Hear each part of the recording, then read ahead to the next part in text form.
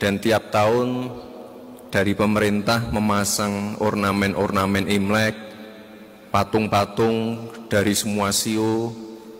Tapi nggak tahu ya kenapa pada saat saya menjabat itu banyak sekali yang protes.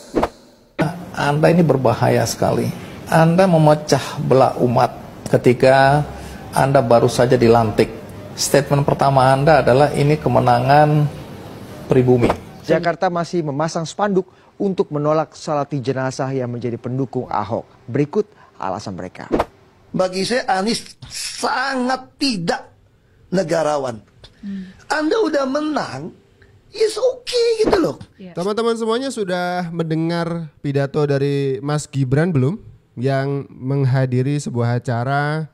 Jadi Mas Gibran kemarin itu diundang dalam acara Persatuan Gereja-Gereja Indonesia atau PGI dalam acara Sidang Raya ke-18. Letak acaranya, tempatnya ada di Toraja Utara.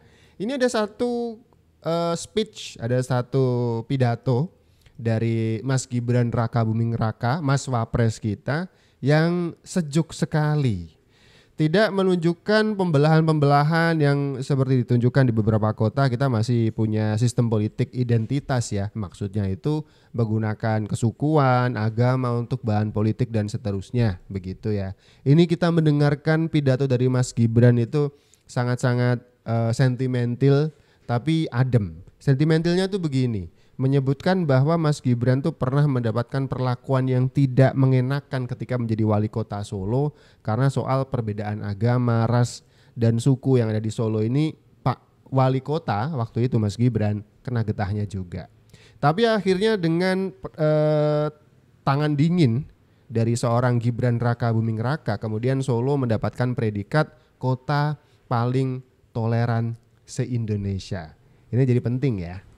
Sebelumnya saya adalah wali kota Solo. Mungkin yang belum pernah ke Solo, mungkin pernah dengar juga kalau Solo itu kota yang agak kurang toleran. Banyak sekali kejadian-kejadian seperti ini.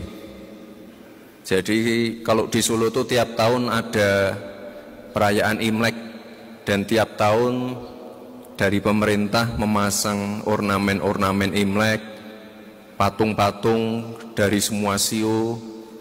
Tapi nggak tahu ya kenapa pada saat saya menjabat itu banyak sekali yang protes. Padahal sebelum wali kota sebelumnya tidak ada yang protes. Jadi ini tiap hari isinya protes terus. Nah ini Solo disebut sebagai cabang Tiongkok, antek-antek Cina. Jadi serangan-serangan rasisme itu dialami oleh Mas Gibran kala menangani kota Solo sebagai wali kota. Termasuk paling akhir menjelang Pilpres atau mungkin menjelang pelantikan, waktu itu saya agak lupa waktu yang tepat.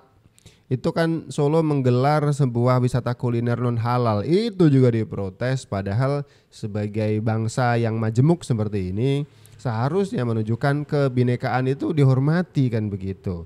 Kalau dari situ saja kita masih kesulitan kan, menjadi bangsa yang besar bakal susah. Katanya jargonnya Indonesia Emas 2045.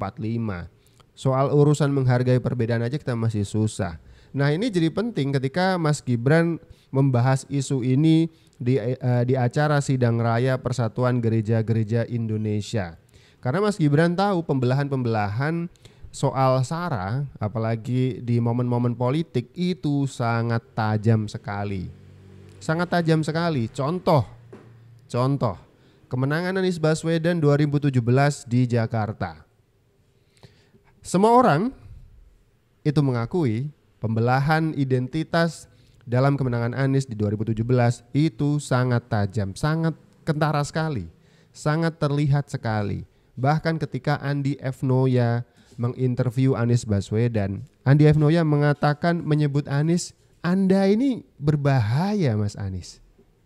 Anda ini berbahaya sekali. Anda memecah belah umat ketika Anda baru saja dilantik. Statement pertama Anda adalah ini kemenangan pribumi. Saya bicara tentang Jakarta yang dulu di dalam kolonialisme, Jakarta dijajah. pribumi sama sekali tidak ada. Ini bicara tentang masa itu. Mereka yang tidak percaya dengan penjelasan Anda ini, ya, karena Anda dibilang gubernur yang pandai mengolah kata. Sekali lagi orang yang tidak menghendaki Anda jadi presiden ini ya, punya argumentasi berkaitan dengan Anda selalu menyebut, silakan lihat rekam jejak. Rekam jejak Anda yang menjadi dosa Anda yang selalu disampaikan berulang-ulang. Dan ini beredar di masyarakat. Anda kan dulu bilang bagaimana kita harus merajut tenun kebinekaan. Tapi justru di era Anda membiarkan pendukung Anda menggunakan politik suku, politik agama. Sehingga sampai hari ini dampaknya kata orang sangat dirasakan adanya konflik. Bahkan ada yang bilang kadrun, ada yang bilang kecebong, dan seterusnya. Itu gara-gara Anda. Satu lagi klarifikasi mengenai apa yang Anda lakukan melalui rekam jejak Anda ketika kampanye. Karena ini juga selalu menjadi dosa Anda ya. Yaitu ketika Anda membiarkan pendukung Anda ya menggunakan isu agama ini. Anda tidak pernah melarang, bahkan di masjid-masjid ada tulisannya tidak mau mensolatkan orang-orang yang memilih pemimpin yang non-muslim. Anda diam aja tuh. Jadi Anda membiarkan sebenarnya keadaan ini dan Anda mengambil manfaat dari situasi yang menguntungkan Anda ini. Ibu Mega Suryani Dewi, seorang ibu rumah tangga yang mengalami kekerasan rumah tangga, lapor pada negara, tidak diperhatikan, dan dia meninggal korban kekerasan. Apakah akan dibiarkan? Tidak, ini harus diubah. Dan tidak kalah penting, hadir bersama saya di sini ayahnya Harun Ar-Rasyid. Harun Ar-Rasyid adalah anak yang meninggal, pendukung Pak Prabowo di Pilpres 2019 yang menuntut keadilan pada saat itu. Protes hasil pemilu. Apa yang terjadi? Dia tewas, sampai dengan hari ini tidak ada kejelasan. Anda ini berbahaya sekali. Anda memecah belah umat dan Anda mengambil manfaat dari situasi yang menguntungkan Anda ini. Wakanda no more, Indonesia forever. Oke, kita baru saja menyaksikan dua video dengan muatan narasi yang sama soal isu SARA dalam perpolitikan, di mana dua video ini menceritakan hal yang berbeda. Kalau Pandana Baban dari PDIP mengatakan Mas Gibran itu masih perlu banyak belajar, dia masih anak ingusan, perlu banyak prestasi yang ditunjukkan untuk kemudian berani maju di Pilpres 2024. Itu tuduhan yang kemudian mengerdilkan, mengecilkan sosok Mas Gibran, seakan-akan dia tidak layak duduk sepanggung dengan orang-orang besar ini. Mereka menyebut Ganjar Pranowo besar, mereka menyebut Anies Baswedan besar. Tapi kalau misalnya kita bahas Anies Baswedan, ternyata ada banyak sekali perpecahan yang timbul cuman gara-gara politik identitas yang dimainkan di Pilkada 2017 ketika Anies menjadi gubernur. Kita ingat bagaimana Ahok harus berurusan dengan hukum sampai akhirnya mendekam di balik jeruji besi. Kenapa? Politik identitas. Jadi kalau misalkan Pandana Baban menganggap Gibran adalah anak ingusan yang barusan Anda sebut sebagai anak kecil ini, itu lebih menunjukkan kedewasaan dalam berpolitik. Solo dia kelola, perbedaan yang terjadi, yang ada, yang nyata, faktual ada di tengah-tengah masyarakat, dia kelola, kemudian tidak harus menimbulkan permusuhan. Berbeda adalah suatu hal yang biasa. Itu yang menjadikan Solo disebut atau dianugerahi sebagai kota toleran, begitu. Proses menuju ke sana seperti yang dipidatokan Gibran tidak mudah. Bahkan dirinya sebagai wali kota kerap kali mendapatkan getahnya. Yang paling mengenaskan, tanda kutip ya, bagaimana politik ini menjadikan hal perpecahan ini jadi hal yang biasa, dan Andi Efno-nya menyebut Anda menikmati perpecahan ini karena perpecahan itu menguntungkan Anda. Di mana 2017 Anies terpilih kan, begitu. Yang paling ngeri adalah muncul sentimen negatif, dilarang menyolatkan pendukung lawan politik dari Anies Baswedan. Itu sampai sejauh itu. Jakarta masih memasang spanduk untuk menolak salati jenazah yang menjadi pendukung Ahok. Berikut alasan mereka.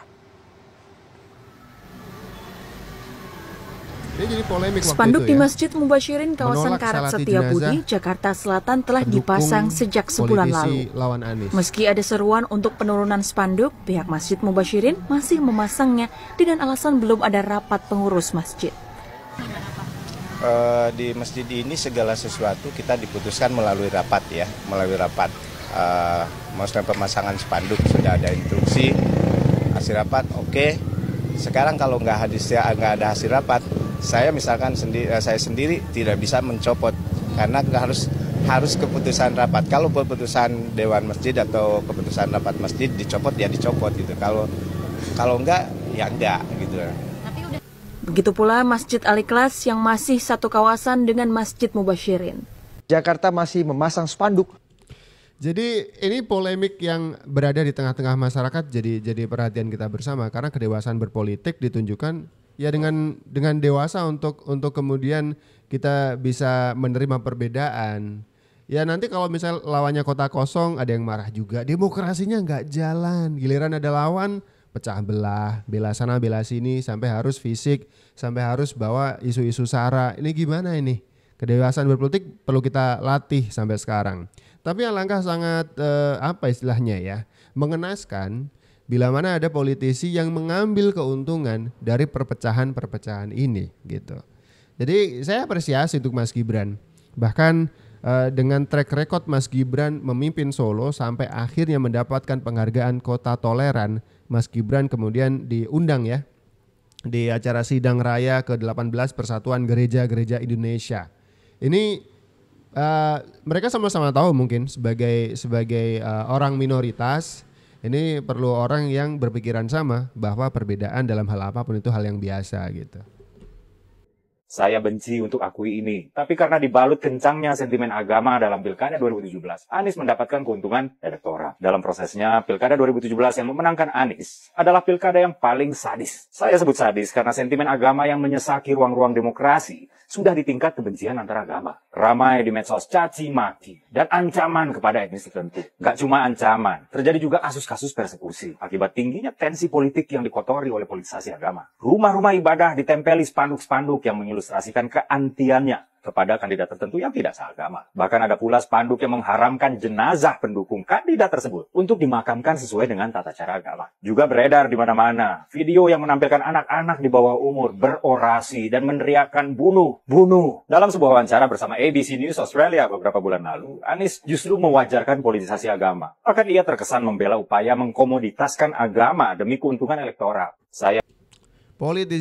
Politisasi, ini susah bacanya. Politisasi agama itu dia. Perpecahan demi keuntungan elektoral. Ini rendahan sih kalau menurut saya. Harus melihat orang lain bertikai hanya karena pertikaian itu akan menguntungkan kita. Ini rendahan. Kalau memang pengen dipilih, tunjukkan saja kualitas leadership, program-program yang akan menguntungkan rakyat di mana dapil daerah pilihnya ada di situ. Itu yang paling benar. Jadi kalau harus memunculkan politik-politik sara begini, ini tidak berkualitas demokrasinya. Bagi saya Anies sangat tidak negarawan. Anda udah menang, it's okay gitu loh. Saya juga tidak bawa ke MA, nggak bawa ke MK. Waktu Anda ulang tahun DKI saya juga datang. Tapi kenapa Anda mesti pidato seperti itu?